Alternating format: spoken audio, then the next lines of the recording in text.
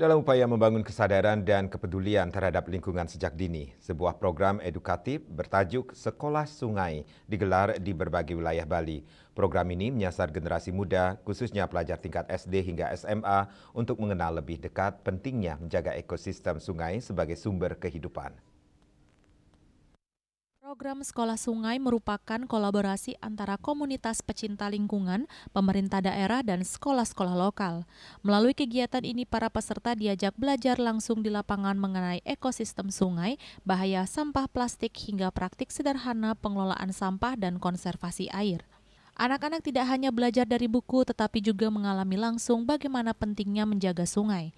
Mereka menjadi lebih tahu bahwa sungai bukan tempat buang sampah, melainkan sumber kehidupan yang harus dijaga bersama. Untuk kegiatan sungai bersih itu kita melakukan edukasi ke sekolah-sekolah.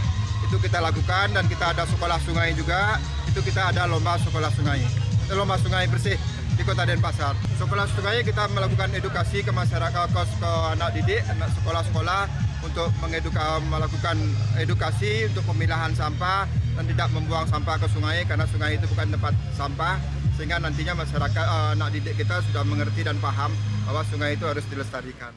Dengan semangat belajar dari alam, Sekolah Sungai diharapkan menjadi gerakan berkelanjutan yang tidak hanya memberi pengetahuan, tetapi juga menanamkan nilai cinta lingkungan dalam kehidupan sehari-hari. Bunga Widrayani, Bali TV.